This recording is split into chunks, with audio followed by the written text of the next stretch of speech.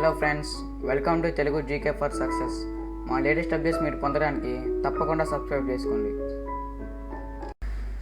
Hello friends, ఈరోజు మనం Indian history అనగా భారతదేశ చరిత్ర నుండి కొన్ని ఇంపార్టెంట్ బిట్స్ బిట్ బ్యాంక్ 4 ద్వారా తెలుసుకుందాం.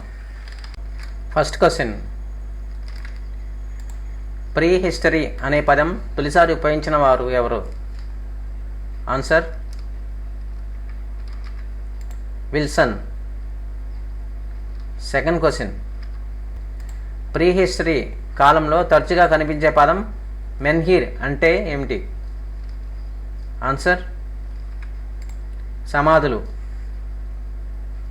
థర్డ్ క్వశ్చన్, గర్భం నుంచి చెట్టు మొలిచినట్టుండే స్త్రీమూర్తి విగ్రహం ఎక్కడ లభించింది? ఆన్సర్ హరప్పా నగరంలో. ఫోర్త్ క్వశ్చన్, సింధు లిపి చిత్ర లేదా బొమ్మల లిపి అని ప్రకటించిన వారు ఎవరు? ఆన్సర్ ఎస్ఆర్ రావు. ఫిఫ్త్ క్వశ్చన్, మొహంజోదారోలో లభించినవి ఏమిటి? ఆన్సర్ నాట్యం చేస్తున్న స్త్రీ మరియు గడ్డపై వ్యక్తి. మానవ జాతులను వర్గీకరించిన వారు ఎవరు? ఆన్సర్ గుహ. సెవెంత్ క్వశ్చన్, సింధు ప్రజలు ఆనకట్ట నిర్మించిన ప్రాంతం? ఆన్సర్ ధోలవీర. ఎయిత్ క్వశ్చన్, క్వార్టరైజ్డ్ మానవుడు అని ఏ గొప్ప మానవుడిని అంటారు?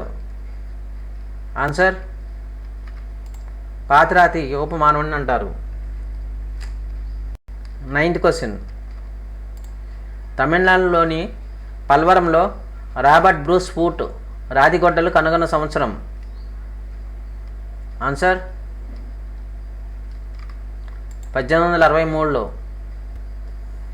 10th క్వశ్చన్, సవర్ నది సమీపంలోని ఒక సింధు సంస్కృతి ప్రదేశం ఏంటి? ఆన్సర్ దైమాబాద్. 11th క్వశ్చన్, రాగితో తయారు చేసిన గొడ్డల్లో లభించిన ప్రదేశం ఎక్కడ? ఆన్సర్ జోర్వో మరియు చందోలీలో.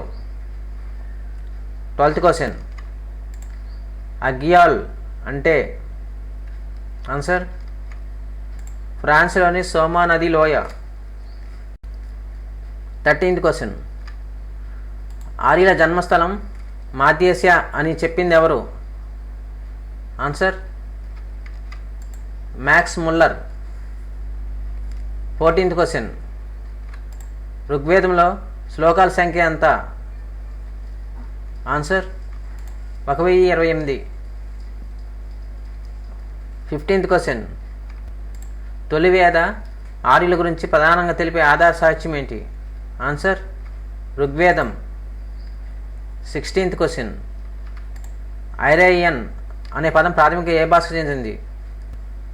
Answer Persia. 17th question, Dasaraju ఘన యుద్ధం గురించి తెలిపే ఆధార శాసనం ఏంటి? ఆన్సర్ భోగస్ కోయి శాసనం. 18th క్వశ్చన్, ఆర్యుల కాలం నాటి గోవుల కోసం జరిగిన యుద్ధాన్ని ఎలా పిలిచేవారు? ఆన్సర్ గనిష్టి యుద్ధం. 19th క్వశ్చన్, తొలివేద ఆర్యులు మొదటగా భారత్లో స్థిరపడిన ప్రాంతం? ఆన్సర్ పంజాబ్ రాష్ట్రం. 20th క్వశ్చన్, దక్షిణ భారతదేశంలో స్థిరపడిన ఆర్య తెగ ఏది? ఆన్సర్ లంబాడీలు. 21st క్వశ్చన్, యుద్ధాల్లో ఆర్యుల విజయానికి దోహదపడిన అంశం ఏది?